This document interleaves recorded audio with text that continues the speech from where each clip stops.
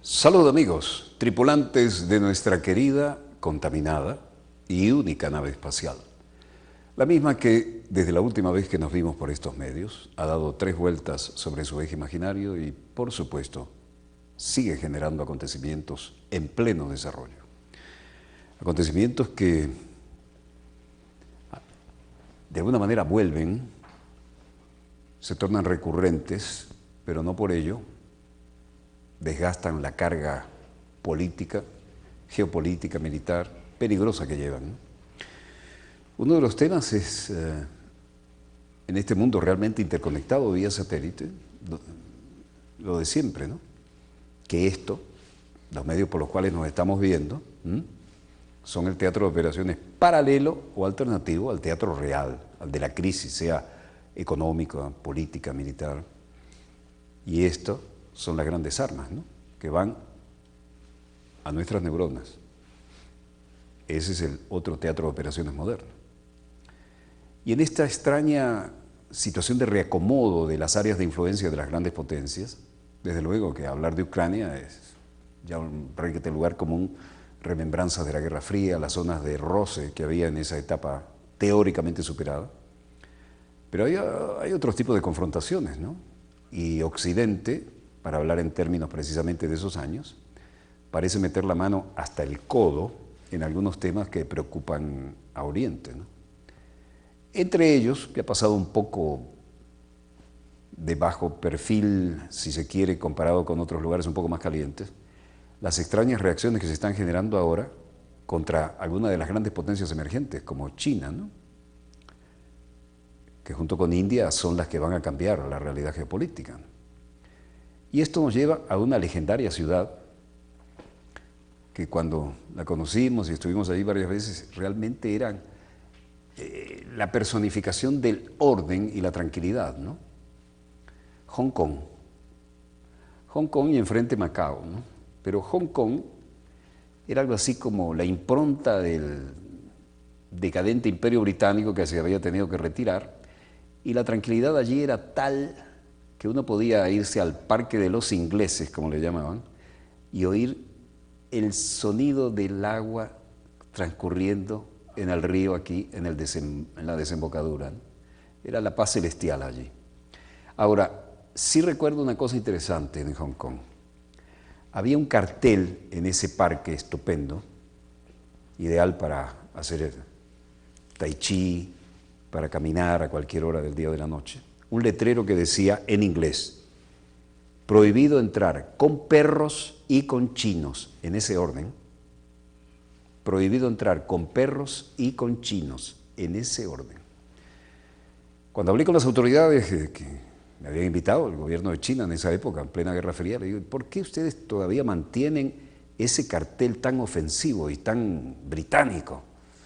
Precisamente, Walter, lo mantenemos para no olvidarlo. Así nos trataban. Prohibido entrar con perros en primer lugar, con chinos en segundo lugar. Bueno, vean qué es China ahora y vean qué es el Reino Unido ahora, ¿no? Nadie subestima a nadie, pero las diferencias parecen estar exponencialmente en otro rumbo, ¿no? Por lo demás, fueron ellos los que obligaron a los chinos a consumir opio, ¿no? Y esa es otra historia. Si hubiera existido la DEA, de la corona británica para abajo, todo el mundo tendría que estar preso. Habló Obama, y Obama salió rey del teleprompter. Esas miraditas de reojo son porque tiene un teleprompter a la derecha, otro a la izquierda, para salir a manejar los temas calientes del momento. Fight to degrade and ultimately destroy the terrorist group known as ISIL. On Monday, our brave men and women in uniform began airstrikes against ISIL targets in Syria. Como sea el caso, Obama dice que no habrá confrontación militar entre la OTAN y Rusia. ¿Y por qué lo dice? Porque realmente todo el mundo habla de una eventual confrontación. No creo que haya una confrontación militar entre Rusia y la OTAN, dijo el mandatario estadounidense, y explicó que el artículo 5 del Tratado del Atlántico Norte reza que el ataque armado contra uno o más Estados miembros de la OTAN se verá como un ataque contra todos y asume la defensa colectiva. Solo en este caso habrá una confrontación militar, dijo Obama, después de subrayar que Rusia entiende eso. El presidente estadounidense declaró que para la crisis ucraniana existe la posibilidad de una solución política y se refirió a los resultados de las negociaciones tripartitas Rusia, Ucrania y Unión Europea sobre el gas, celebradas la pasada semana en Berlín. Según acuerdos previos, Rusia no puede reanudar este octubre los suministros de gas a Ucrania, que se suspendieron hace varios meses, y no lo hará si Kiev no cancela $2.000 millones de la deuda que tiene con la empresa rusa Gazprom. In Senegal, other nations are stepping up their efforts too, sending money, supplies, and personnel.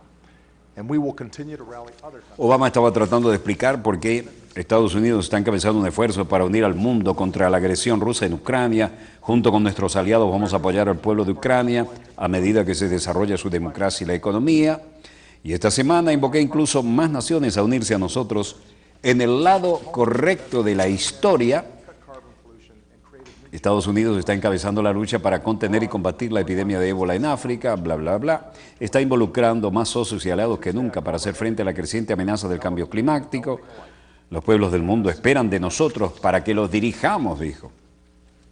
América es el líder mundial. América somos todos. Los estadounidenses, debería decir, es el líder mundial en la lucha para degradar y finalmente destruir el grupo terrorista conocido como ISIL. El lunes, es decir hoy, nuestros valientes hombres y mujeres comenzarán los ataques aéreos contra objetivos en Siria.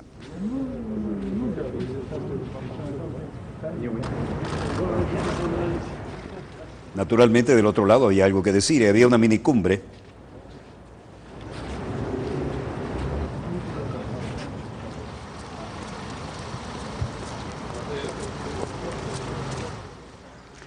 acá.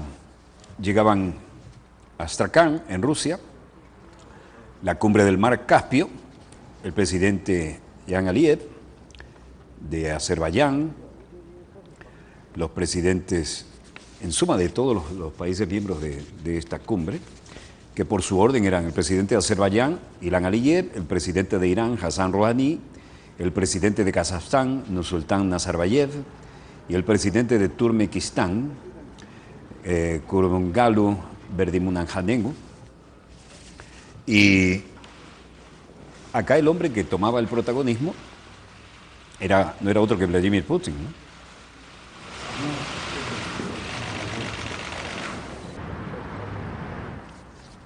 Vieja catedral ortodoxa, impecablemente mantenida, y el presidente Vladimir Putin, dirigiéndose a los participantes de la cumbre, tenía elementos bastante interesantes que decir sobre este particular, y con bastante cobertura mediática. Cada uno fue asumiendo posiciones en esta fluida y extraña situación internacional.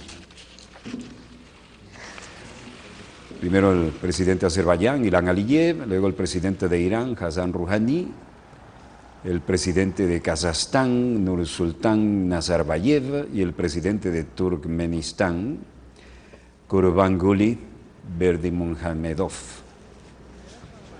Todo el protocolo estaba siendo objeto de cobertura por parte de las agencias internacionales y se llevaba un poco al show del fin de semana, ¿no? Porque había varias lecturas sobre esto. Se tomaron todo el tiempo del mundo, se hizo un operativo mediático realmente importante, y este es, bueno, el mar que es famoso por algo más que los esturiones y el mejor caviar del mundo, ¿no? Detrás de esto hay una movida geopolítica que es un reacomodo discreto pero impactante a los cambios que se están produciendo, sobre todo en áreas que antes eran absolutamente privativas de la ex Unión Soviética. Mientras Barack Obama decía que América es el líder mundial en la lucha para degradar y finalmente destruir el grupo terrorista conocido como el ISIL, anunciaba que, ahí viene la foto de familia, ¿no?, que nuestros valientes hombres y mujeres uniformados comenzaron los ataques aéreos contra objetivos en Siria y no están solos. La contraparte era esto, una minicumbre liderada por Vladimir Putin, con un perfil bastante más discreto, pero con una contundencia geopolítica indudable. Vladimir Putin, dirigiéndose a los que participaron en la cumbre, había dicho: estoy convencido de que el nuevo aumento en la cooperación contribuirá al fortalecimiento de la estabilidad regional y hará más eficaz la lucha contra el terrorismo, el extremismo, el tráfico de drogas y otros desafíos y amenazas. Y también, esta fue la mesa de la minicumbre, ¿no? Después había otros encuentros bilaterales y trilaterales. Y aquí decía: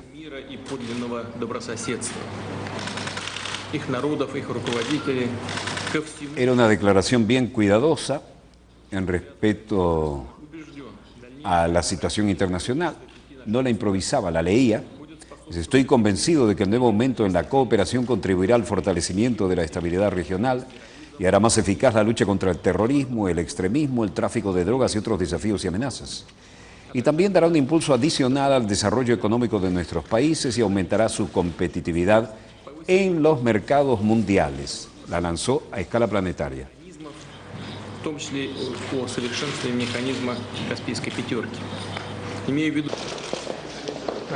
Como les dijimos, ahí estaban los presidentes de Azerbaiyán, de Irán, Hassan Rouhani, de Kazajstán y de Turkmenistán. Todo esto mucho que ver con el mar Caspio, ¿no? Y no solo con esturiones y el caviar, pero no faltaron los esturiones en esta reunión.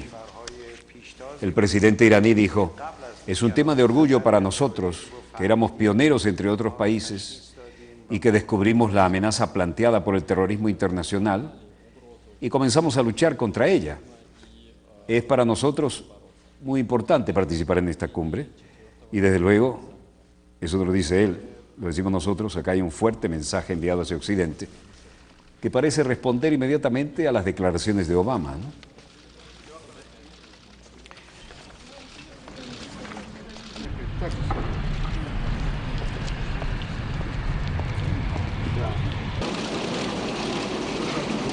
Hablando de esturiones y de caviar, aquí se procedió a la suelta simbólica de esturiones en el mar que les caracteriza.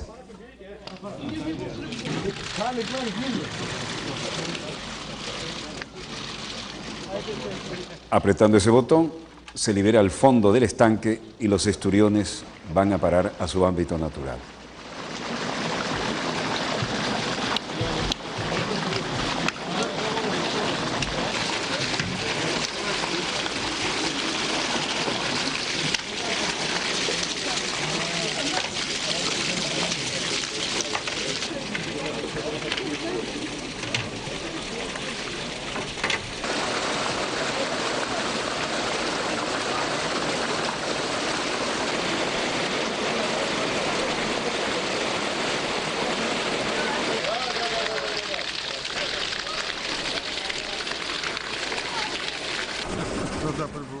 Eso vale tanto como el oro.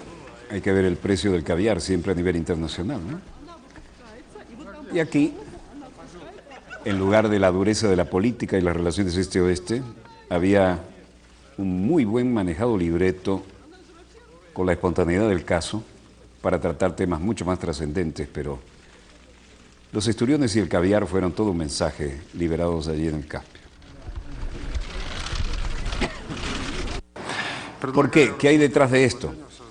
Vladimir Putin dijo: los países del mar Caspio realizarán maniobras conjuntas en 2016. Los países del Caspio, Rusia, Kazajstán, Azerbaiyán, Turkmenistán e Irán realizarán maniobras conjuntas en menos de 2 años. Lo dijo en el marco del foro en la ciudad rusa de Astrakán, famosa por algo más que los abrigos, ¿no? Como primer paso, proponemos organizar en 2016 un simulacro de guerra a gran escala, con la participación de las 5 partes aquí presentadas y de los servicios de emergencia, lo que permitirá poner en práctica los procedimientos y la notificación. Каспийское море должно оставаться и впредь зоной мира, дружбы, сотрудничества и добрососедства. Азербайджанской Республики, Исламской Республики Иран, Республики Казахстан, Российской Федерации. El presidente dijo: creemos que la presencia de las fuerzas militares en todos los lados y la acción militar en el mar Caspio debe basarse en los principios de la igualdad en las condiciones de seguridad para todos los estados ribereños de este mar. Esto fortalecerá la confianza mutua entre los estados de la región. El Mar Caspio debe permanecer en territorio de paz, amistad y cooperación y en relaciones de buena vecindad. Пребывание на Каспийском море имеют вооруженные силы исключительно прибрежных стран. Uno de los principios básicos para proporcionar estabilidad y seguridad, dijo Putin, se basan en esta declaración que acabamos de firmar. Solo las Fuerzas Armadas de los países ribereños tienen el derecho de estar presentes en el Mar Caspio. Este régimen fue desarrollado durante el curso de la historia y no tenemos ninguna intención de cambiarlo.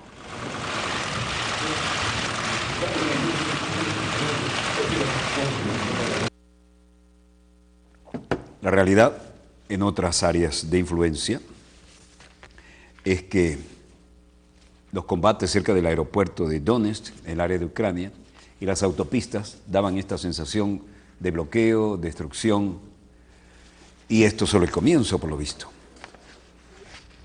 Varios civiles morían hoy en enfrentamientos en Donetsk, pese a la tregua acordada hace una semana en Minsk, en la capital de Bielorrusia.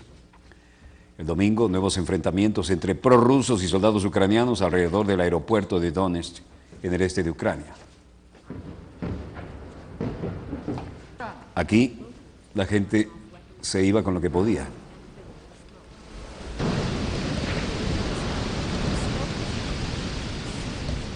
La situación es muy tensa en la ciudad y se escuchaban en varios barrios intensos disparos de armas pesadas y ráfagas. Así lo informaba la alcaldía.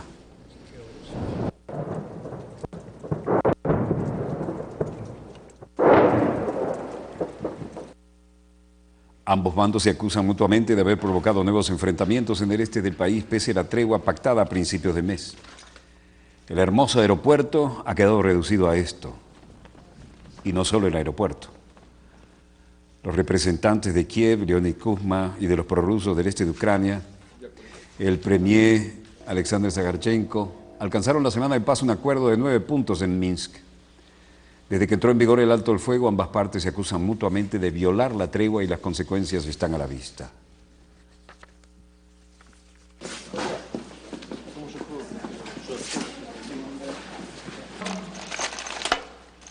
Al menos 5 civiles y 7 militares ucranianos han muerto en las últimas 24 horas a causa de los nuevos enfrentamientos registrados entre prorrusos y ejército de Crimea en la ciudad oriental de Donetsk. Esto fue alguna vez un aeropuerto moderno, un aeropuerto modelo. Cola de mortero clavada en pleno taxiway y la tensión en todos los ámbitos.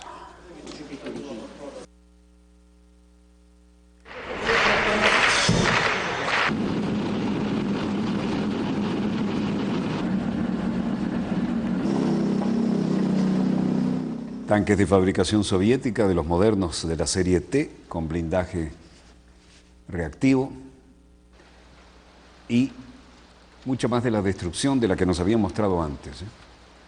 Acá hay un transporte blindado de tropas que perdió la oruga, su movilidad y ergo fue un blanco rentable facilísimo. Combates, francotiradores buscando blancos de oportunidad.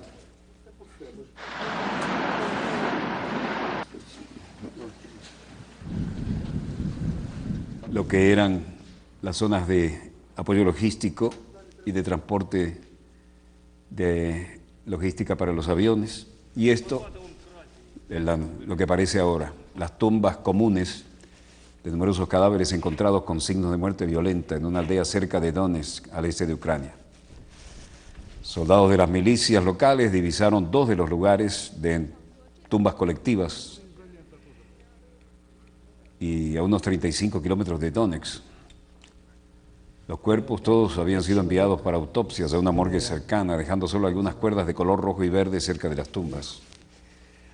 La gente aquí decía, bueno, aquí debe haber más de 40 personas muertas, según nos dijeron. Es imposible poder colaborar, para bien o para mal, con todos los que han muerto aquí.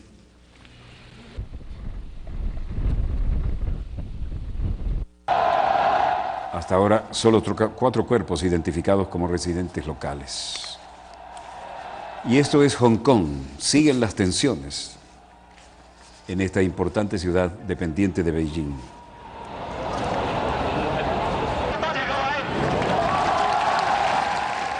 Las gigantescas protestas y manifestaciones siguen día y noche. No ceden las tensiones y hay varias lecturas sobre todo esto. Se movilizan las fuerzas de choque de la policía.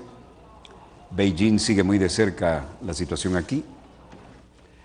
Y Cheung Tan-keong, comisionado adjunto de policía, daba una rueda de prensa y afirmaba: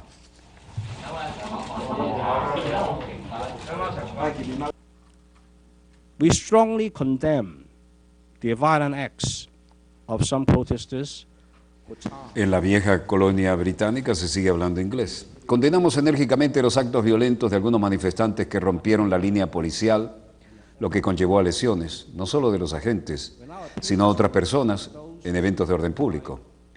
Ahora hacemos un llamado a aquellos que todavía ocupan las carreteras de la isla de Hong Kong y algunas partes en Kowloon Oeste, es decir, Mong Kok, a salir de la zona tan pronto como sea posible, pero si no lo hacen, la situación se va a poner tensa y lo que queremos es controlarla.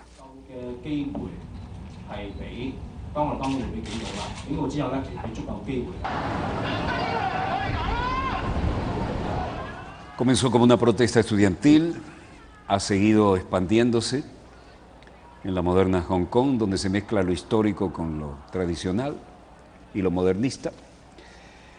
Y en este caso, Carrie Lam, secretario jefe para la Administración de Gobierno de Hong Kong, salía a dar algunas declaraciones ante la imposibilidad de controlar esta enorme multitud que por lo demás ha tratado de actuar con orden para no dar lugar a la represión.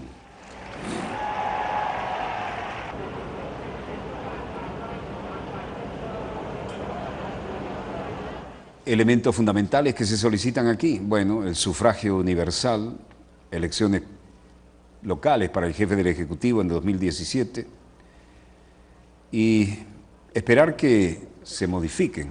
Aquí lo decía Carrie Lam: tengo que insistir en que sigue siendo nuestro objetivo más importante lograr el sufragio universal en la elección del jefe ejecutivo para el año 2007 y vamos a trabajar de acuerdo con esa meta.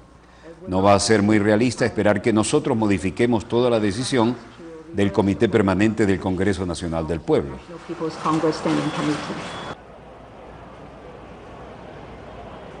Los estudiantes se sintieron protagonistas y no quisieron abandonar ni la plaza, ni sus metas, ni su deseo de protesta. Y día y noche, noche y día, se han ido relevando, pero la multitud no parece ceder. Un estudiante que no quiso identificarse, de la Universidad China de Hong Kong, daba la cara frente a las cámaras y decía: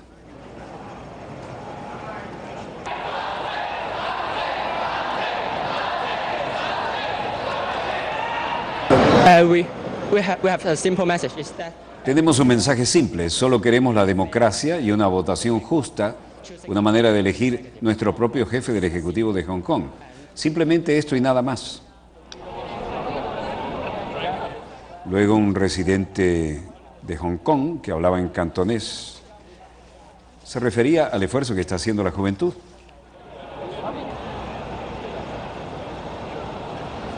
La policía en gran despliegue, manteniendo los uniformes de la época del coloniaje británico con pequeñas variantes, en actitud expectante, tratando de mantener las cosas en este nivel sin ir a la confrontación.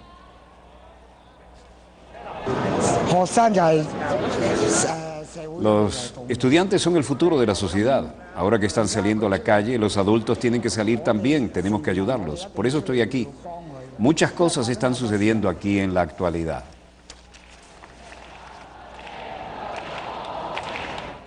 Mientras tanto se extienden las protestas en Hong Kong.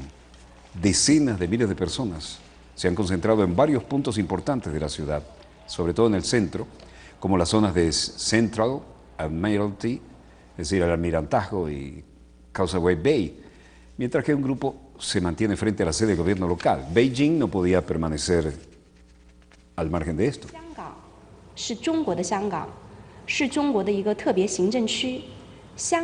Hua Chunying, la vocera de la Cancillería, decía: Hong Kong es de China.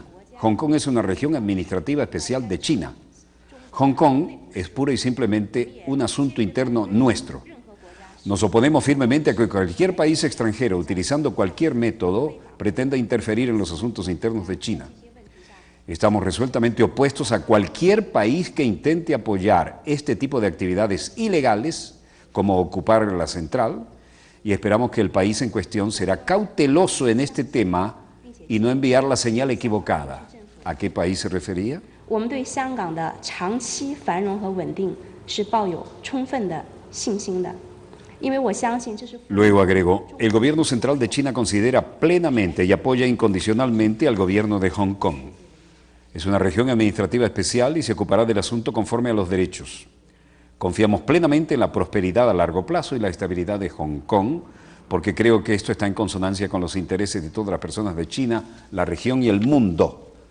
Esa era la respuesta de la poderosa Cancillería de China, con su espectacular edificio, del que es solamente una fachada. Hay que ver que es una Cancillería gigantesca, ¿no? La respuesta también venía en este ping-pong de la sala de prensa de la Casa Blanca, donde tenemos las viejas figuras del periodismo en primera línea, pero cómo se extraña Helen Thomas, que en paz descanse. El ping-pong de las declaraciones, pero nadie quería comprometerse demasiado. Ahí aparece el secretario de prensa de la Casa Blanca, Josh Earnest. I can tell you that the U.S. government is closely watching the situation in Hong Kong. Obviamente se dieron por aludido. Les puedo decir que el gobierno de Estados Unidos está observando de cerca la situación en Hong Kong, alrededor del mundo. Esto es una realidad, en Hong Kong y en otros lugares. Los Estados Unidos apoyan las libertades fundamentales como la libertad de reunión pacífica y la libertad de expresión. Los Estados Unidos instan a las autoridades de Hong Kong a que ejerzan moderación y para los manifestantes a expresar sus opiniones pacíficamente. Apoyamos el sufragio universal en Hong Kong de acuerdo con la ley básica y apoyamos las aspiraciones del pueblo de Hong Kong. Creemos que una sociedad abierta con el más alto grado posible de autonomía es lo ideal y el gobierno también, por el Estado de Derecho, es esencial para la estabilidad de Hong Kong y la prosperidad. Le devolvió la pelota a la Cancillería china, ¿no? The legitimacy of the chief executive in Hong Kong will be greatly enhanced if the Basic Law's ultimate aim of selection of the chief executive by universal suffrage is fulfilled. We also believe that the legitimacy of the chief executive will be enhanced if the election provides the people of Hong Kong a genuine... Como ven, nos adelantamos en la traducción para mostrarles. El tema es muy delicado, no improvisa, lee. Lee porque está respondiendo al pelotazo que le mandaron desde la Cancillería china. Y dijeron un país sin mencionarlo, pero parece que se dieron claramente por aludidos, ¿no? Bueno, a la luz de esto veamos cómo están los mercados. El precio del crudo venezolano cerró estable a $86.65. El precio de la cesta OPEP a la baja, $94.13. Subió el West Texas, $93.12. Compensa un poco nuestra canasta, que es el promedio de estos tres. A ver cómo le van a los británicos. A la baja, el Brent del Mar del Norte, $96.47. El precio del oro, sin embargo, sigue bajando, ¿no? La onza Troy cerró a 1.218 redondos. El café sube 190,80 el quintal. El precio del cobre también, $6.708 redondos la tonelada. Baja el níquel, pero queda a muy buen nivel, 16.860 la tonelada. Y el euro, un punto abajo, 1.27 respecto a la divisa estadounidense. Estamos viendo las concentraciones que siguen adelante en Hong Kong, pero ya no se ve con la misma densidad que pudimos apreciar en las de las últimas horas. Breve corte, volvemos con más acontecimientos en pleno desarrollo. No se lo pierdan, ese segundo bloque está muy interesante. Ya volvemos.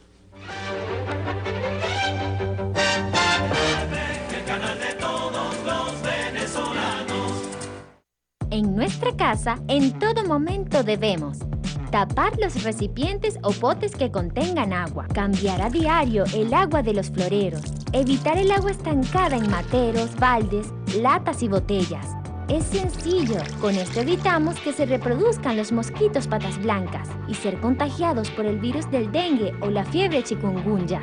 ¿Y si me pica? Tranquila. Los síntomas aparecen al tercer día de ser picado. El virus no se contagia de persona a persona.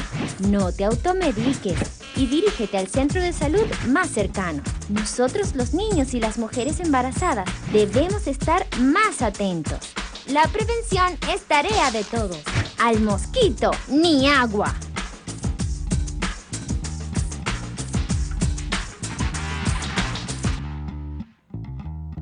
Pensando en comenzar tu negocio propio, te ayudamos a materializar tus sueños, ofreciéndote el microcrédito que necesitas para adquirir tu local comercial o remodelación, compra de vehículos o equipos para el desarrollo de tu actividad productiva. Gracias al gobierno bolivariano, te financiamos hasta el 100% de lo que solicites según tu capacidad de pago, hasta 60 meses para pagar y periodos de gracia de hasta 6 meses. Todo nuestro esfuerzo es para que garantices el futuro de lo que realmente importa. Banco Bicentenario.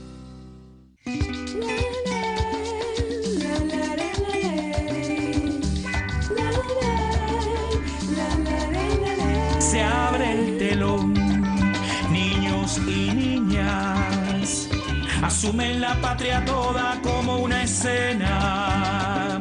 Entre bambalinas van creando historias, cuentos y miles de poemas, haciendo teatro con imaginación, honrando a César Rengifo con pasión y amor.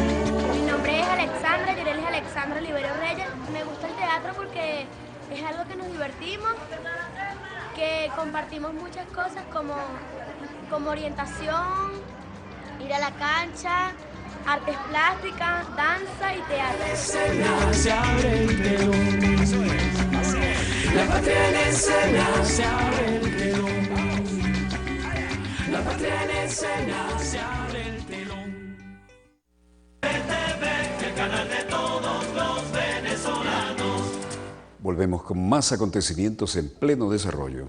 Y hay alguna ruptura de paradigmas que no sé si es representativa de todo un promedio o un efecto de relaciones públicas. Pero voy al grano y con estas generalidades entro a las particularidades.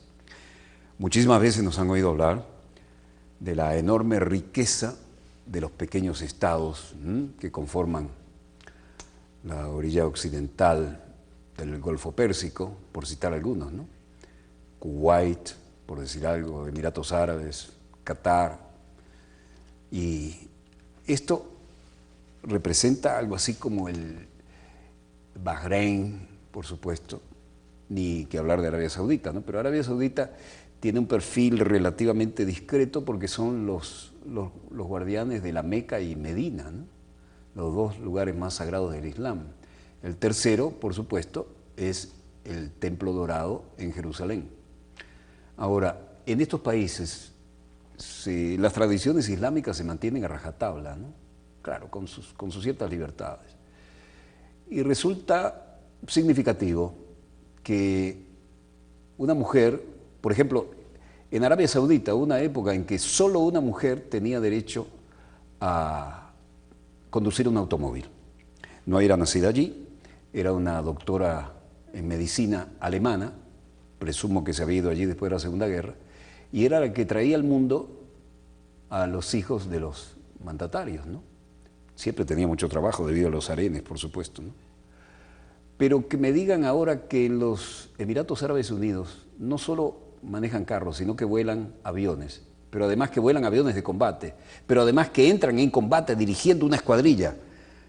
Eso rompe todos los moldes, compañeros. Y rompe todos los moldes en muchísimos sentidos, porque además una mujer combatiendo como piloto de caza en un F-16, pero además liderizando toda una escuadrilla internacional en esta iniciativa de ir a hacer la guerra sucia cuando Washington desde lejos no quiere meter la mano en el avispero, ¿no? Interesante nota, veamos los acontecimientos en pleno desarrollo y verán por qué esta introducción, que está más que justificada en los hechos. Ya hemos visto la cantidad de acciones que se han llevado a cabo contra el llamado ISIS, ¿no? O Ejército del Oriente y el Levante y todo aquello. Esto es un carísimo avión, un F-22, y ha entrado en acción. Los F-18 también más que los F-22. Pero que una mujer piloto, nada menos, dirija un escuadrón, entonces el avión, los australianos también metieron la mano hasta el codo ahí, ¿no? Con comando, control, que este es un avión de inteligencia, ¿no? Para anular señales del enemigo, colocar las propias. Esto es una especie de pentagonito volante. Y la situación aquí es que este comandante del grupo aéreo, Steve Robertson, decía, los vuelos iniciales son esenciales para nosotros. Supongo que hay un par de razones diferentes para ellos. Uno, para nosotros asegurarnos de que hemos actuado de manera apropiada, que estamos listos para ir si el gobierno toma esa decisión, para conversar operaciones aquí en el Medio Oriente. La segunda razón es que nosotros encajamos con los Estados Unidos y la coalición de las naciones anfitrionas, que son más en esta parte del mundo. Reabastecimiento en el aire, etcétera, y luego ir a la misión. ¿Qué viene aquí? Un comandante de grupo aéreo, pero resulta que es una mujer y resulta que es piloto de F-16 y que es nada menos que de los Emiratos Árabes Unidos. Se trata de la primera mujer que conduce un cazabombarderos en los Emiratos, un F-16. Se graduó del Colegio de Aviación de Abu Dhabi en 2007. Al-Mansouri, nacida en Abu Dhabi, está graduada en literatura inglesa y es la primera mujer aviadora de combate de su país, informó una fuente militar estadounidense. Arabia Saudita también divulgó el miércoles las fotografías de 8 pilotos de cazabombarderos, uno de ellos hijo del príncipe Salam Abdelaziz. Pero que una dama y de los Emiratos Árabes haya calificado no es noticia. Que se lo hayan permitido es la noticia y que además liderara la escuadrilla. والعزيمة وتطوير وتسليح الذات بالقدرات العلمية والعملية للوصول إلى أعلى المراتب لخدمة هذا الوطن. La mayor Miriam Al-Mansouri decía, al principio yo no esperaba esto, pero gracias a Dios he conseguido llegar a este sueño con el apoyo de las autoridades, los entrenadores y con el estímulo de mis colegas. Gracias a Dios me las arreglé para llegar a este nivel. Tanto los hombres como las mujeres tienen el derecho a trabajar en cualquier campo, siempre y cuando lo hagan con lealtad, determinación, persistencia y la educación que uno mismo, con herramientas prácticas y científicas, pueda lograr para los más altos rangos de servir a nuestro país. Cambiamos de latitud, pero estamos siempre en la misma zona. Las tropas de la 20ª Brigada Blindada del Comando y las tropas de la 4ª Brigada de la Primera División, apoyados por combatientes valientes a la orden de Asha al-Shabi, se han muerto en marcha en una operación para áreas capturadas en la provincia de Diyala. Hemos liberado casi todas las áreas y el resto será liberado pronto para la alegría de Eid al-Adha, que se duplicarán. Otras declaraciones que huelen a propaganda de guerra. Y estamos en Diyala y en la provincia de Annar, en Irak.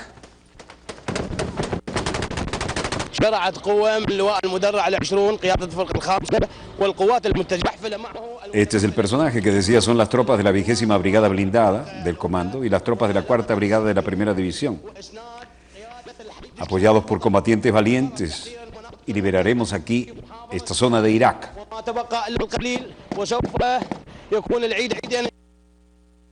Y luego decía, hoy, lo decía el general Abdul Amir al-Shimari, teniente general, hoy estamos inspeccionando el último punto cerca de la zona del Comando de Operaciones en Anbar, o lo que se llama la línea divisoria de la 60ª Brigada, para inspeccionar las armas y tropas y las líneas defensivas en el cinturón de Bagdad.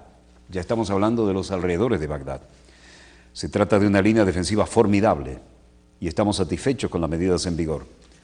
La moral de nuestras tropas es alta y la gente de la zona son cooperativas y han desempeñado un papel en la estabilización de sus respectivas áreas de operaciones.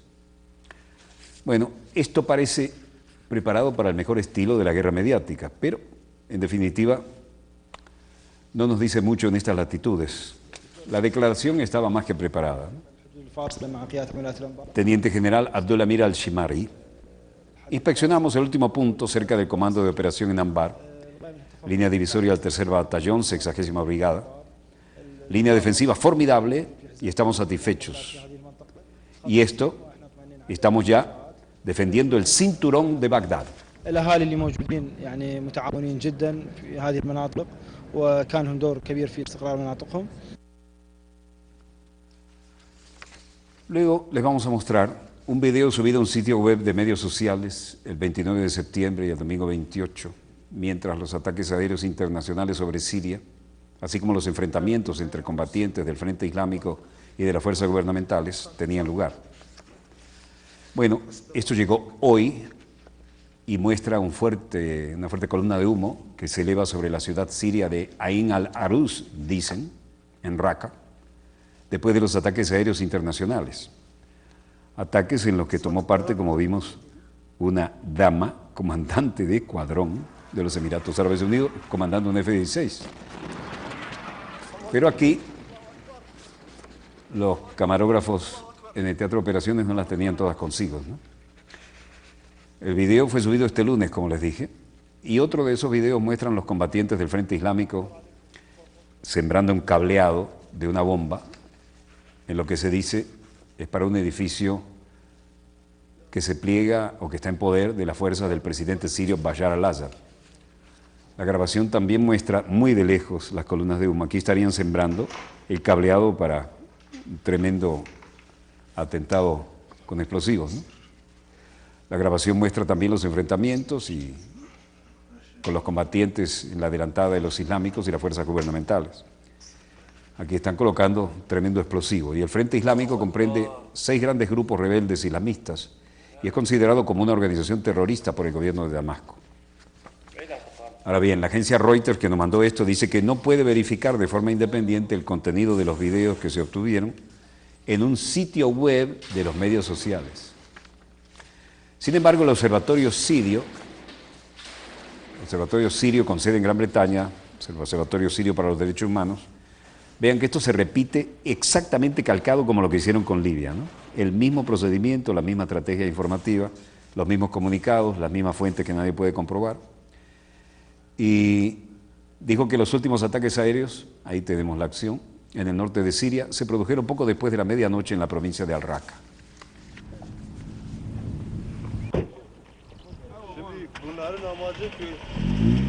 Sınırdaki olan köyler hemen devlet diyor boşaltın.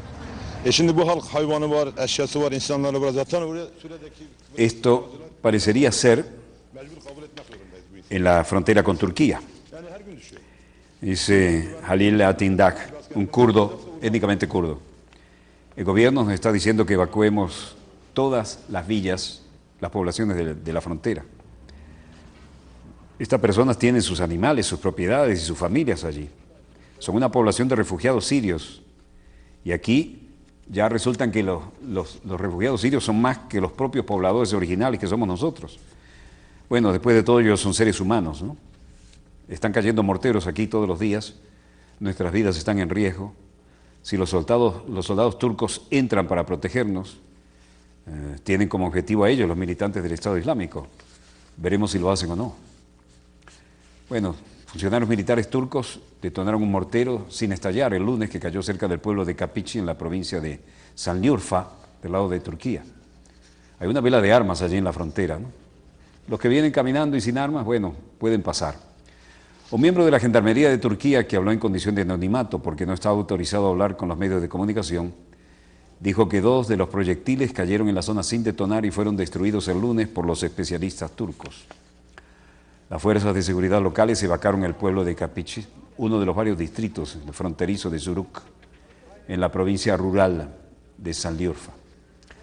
Los Estados Unidos y 5 aliados árabes lanzaron una campaña aérea contra los combatientes del Estado Islámico en Siria la semana pasada, con el objeto de hacer que finalmente pudieran aplastar al grupo extremista que ha creado una especie de Estado que abarca la frontera entre Siria e Irak.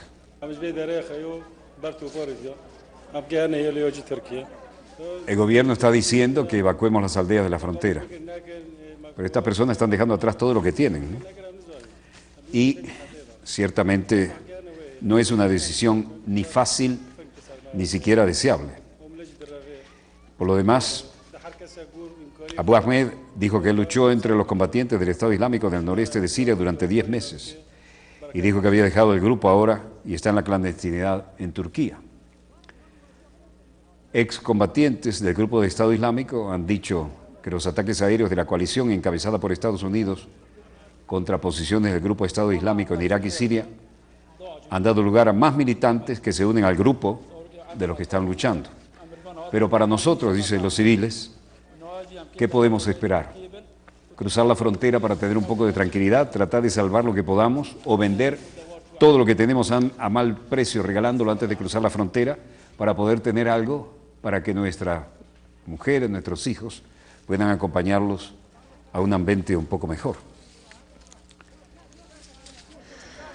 Después de los ataques recientes, más combatientes se están uniendo y los que van a Siria van a ser martirizados, por lo visto, decían.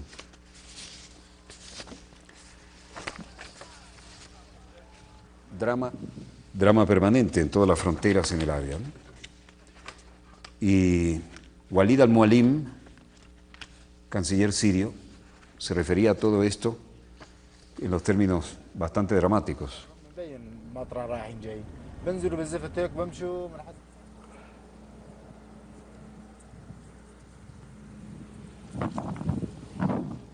Quienes se acercan a las zonas fronterizas lo hacen a su propio riesgo y muchas veces tienen que dar vuelta y hacer el camino a la inversa. Mientras tanto, esto se reflejaba en Nueva York. Se reflejaba en Nueva York cuando el canciller de Siria, Walid al-Mualim, en las Naciones Unidas, se refería a esta situación. Aquí Abu Ahmed, que usaba un nombre que no es el verdadero, excombatiente del grupo de Estado Islámico, decía, ellos van a Siria, ¿para qué? Para ser martirizados. Dicen que sus vidas anteriores han terminado, que se dan por muertos y ya no hay vuelta atrás. La mayoría de ellos destrozan y botan sus pasaportes cuando llegan. No querían que les tomaran imágenes. Dice, después de los ataques recientes, más combatientes se están uniendo a los combatientes como en el frente al-Nusra. Así que no vemos cómo pretenden pacificar. La gente huye y los que pueden combatir se unen a los grupos que están combatiendo. ¿Cómo reinventar una vida? ¿Cómo cruzar esta frontera? ¿Y cómo lograr de alguna manera consolidar algo? Es una interrogante.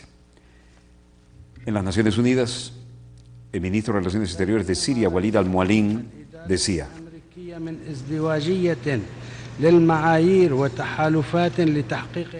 lo que estamos presenciando por parte de la administración de Estados Unidos es una práctica de doble moral y alianzas para anotar ciertas agendas políticas, particularmente a través de apoyarlos con dinero, con armas y con entrenamiento a grupos violentos. Esta es una verdadera receta para el aumento de la violencia, el aumento del terrorismo y el derramamiento de más cantidad de sangre en Siria, la prolongación de la crisis de Siria y la demolición de lo que sería la solución política. Este comportamiento crea un terreno fértil para el crecimiento de los grupos terroristas que cometen los crímenes más atroces en territorio sirio, que requieren de todos nosotros para abordar con seriedad y eficacia el tema y lograr erradicar este terrorismo con el fin de restablecer la seguridad y la estabilidad no solo en Siria, sino en toda la región.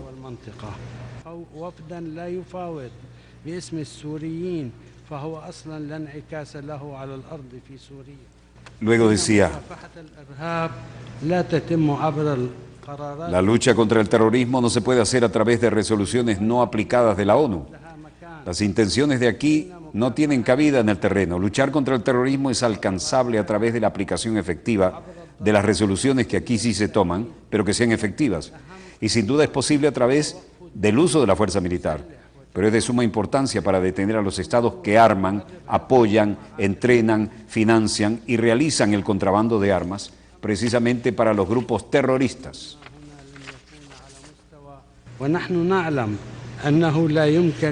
Sabemos que esta oposición y que esta delegación no presiona a nadie, ni los grupos armados ni ninguna facción en el suelo sirio. Fuimos a Ginebra, damas y caballeros, con una prioridad clara basada en la lucha contra el terrorismo, porque creemos y seguimos creyendo que no se puede iniciar ninguna solución política mientras en el teatro de operaciones el terrorismo siga existiendo en Siria.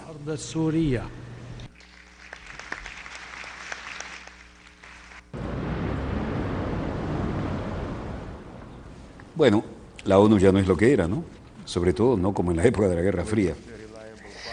Avigdor Lieberman, un hombre que era el boxeador en la puerta de una discoteca en Moscú, el que le caía golpes a los borrachitos, a los que querían entrar, ahora resulta que para poder con su minoría que logró formar con los inmigrantes a Israel desde Rusia, le torció el brazo a Netanyahu y ahora resulta que es el canciller, y aquí lo vemos en la ONU. Necesitamos un socio de confianza desde el otro lado, y lamento decir que no tenemos un socio fiable de la parte palestina, y es un problema. Nos hubiera dado un susto que dijera algo nuevo, ¿no? Y luego Avigdor Lieberman, ministro de Relaciones Exteriores de Israel, debido a que Netanyahu se hubiera casado con cualquiera para hacer mayoría en la Knesset, dice, el último discurso del señor Mahmoud Abbas, que realmente fue un mensaje de odio y a la incitación, acabamos de oírlo. ¿Cómo va a ser un mensaje de odio? Está claro que no tiene intención de hacer la paz con Israel y no es la primera vez. Esto parece preparado de antemano, ¿no? Mahmoud Abbas dijo todo lo contrario y lo acabamos de oír. Es increíble la cara dura de este tipo. Y luego agrega, no estoy seguro de que él realmente tiene legitimidad para hablar en nombre del pueblo palestino. Está claro que él no tiene control sobre la franja de Gaza. We are monitoring, we are following, and of course we keep all options on the table. Y luego vino el gran drama, ¿no? Porque ahora se sabe que Israel no es el único con capacidad atómica en el Medio Oriente. Si los iraníes logran capacidades nucleares, las consecuencias serán una carrera de armas nucleares loca en todo el Oriente Medio. Por supuesto que mantenemos todas las opciones sobre la mesa. Esto se copia en la frase hasta del Departamento de Estado, ¿no? Estamos monitoreando, estamos siguiendo y por supuesto mantenemos todas las opciones sobre la mesa. Y luego dijo, creemos que es un mal negocio y tenemos una experiencia de lo que es un mal negocio. Podemos tomar ejemplo de Corea del Norte. Luego vino Netanyahu y dijo, la semana pasada muchos de los países aquí representados, presidente Barack Obama para dirigir el esfuerzo que hacen frente al ISIS, el Estado Islámico. Sin embargo, semanas antes, algunos de estos mismos países, los mismos países que ahora son compatibles confrontando al ISIS, se oponen a Israel porque hace frente a Hamas. Evidentemente no entienden que ISIS y Hamas son ramas del mismo árbol venenoso.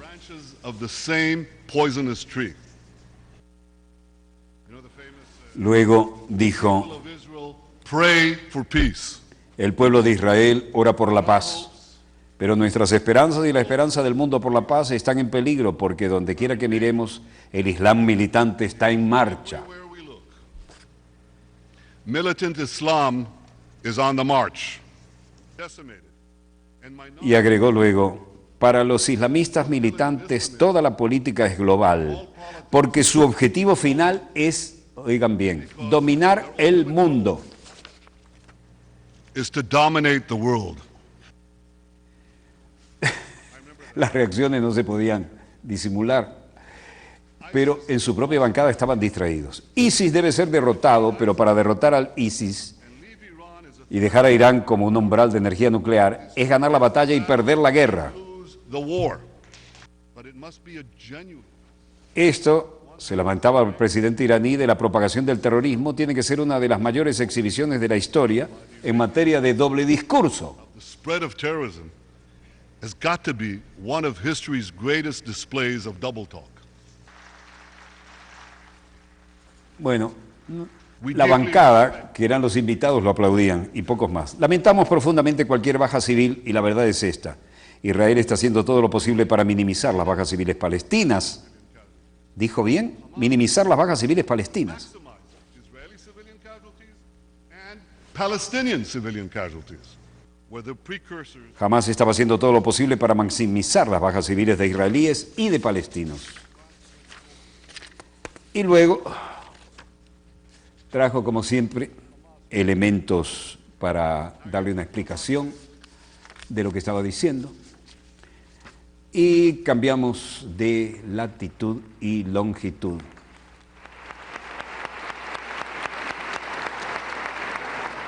Barcelona, España. Tiempos históricos. Presidente Artur Mas, ¿qué dice?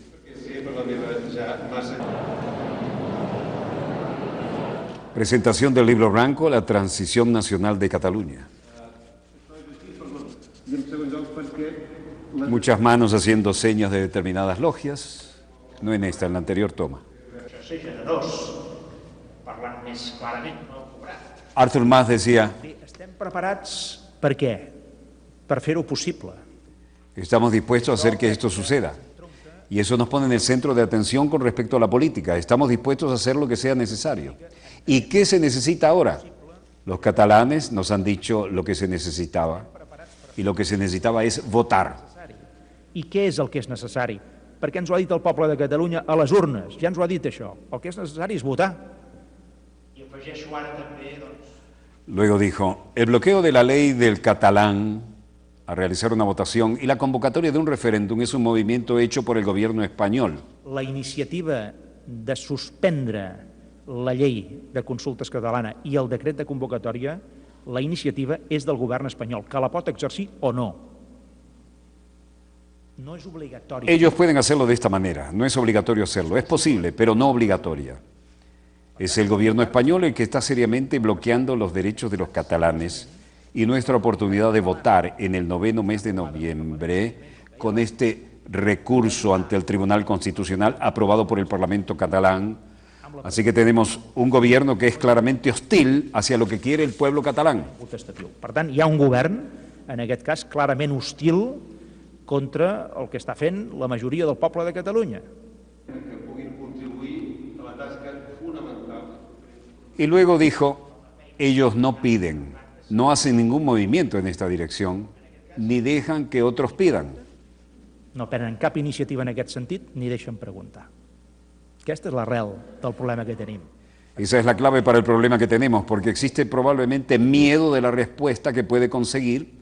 Lo que los asusta es la respuesta que podría llegar, pero lo que debería asustarlos es la posibilidad de no tener una respuesta a una pregunta como esta en la democracia y en un Estado jurídico. En una democràcia i en un estat de dret.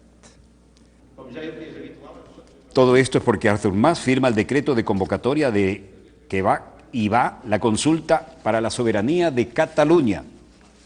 Así nacen los proyectos políticos, votando. Los compromisos electorales son mandatos de la ciudadanía, destacó Mas durante este discurso ofrecido tras la firma.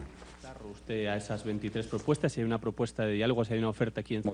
La pregunta infalible cuando estaba Rajoy recibiendo a la prensa. Rajoy dijo que la consulta de Cataluña atenta contra los derechos de los españoles. Para el presidente de gobierno de España, el plan de Cataluña de celebrar el referéndum, ni por su objeto ni por el procedimiento, es compatible con la Constitución. De interponer un recurso contra una decisión que atenta gravemente contra los derechos de todos los españoles. En cualquier caso, si no es así, si no se acepta esa propuesta y si Mas sigue con la idea de sacar reforma. Es falso que el derecho a votar y a decidir sea un derecho que se pueda atribuir unilateralmente a una comunidad negándoselo al resto de la nación. Es un recurso demagógico apelar a algo que suena bien, el derecho a expresarse, el derecho a ser escuchado. El problema es que quien esgrime estos argumentos, en la realidad, le está privando de ese derecho a quien realmente le corresponde, que es el conjunto del pueblo español. Por tanto, la consulta es profundamente antidemocrática. Bueno, así lo dijo él. Los catalanes están con una masa crítica muy largamente postergada de ánimos independentistas. Y cosas veré de Sancho, porque esto se pone interesantísimo. Por lo demás, vamos a ver cómo Rajoy hace para frenar esto. Y más, no es por lo demás, es también más, el líder político se está jugando todo. Así que, salud, forza al Canut, el lío con Ficarole. Volveremos mañana, Dios mediante, cuando nuestra querida, contaminada y única nave espacial haya dado otra vuelta sobre su eje imaginario y estemos aquí para contarles la pequeña gran historia de las próximas 24 horas. Donde quiera que se encuentren de ese lado del receptor, muchas gracias por permitirnos estar allí con ustedes. Desde el estudio 3 de Venezolana de Televisión, les habló Walter Martínez. Disponga usted de las cámaras, señor director.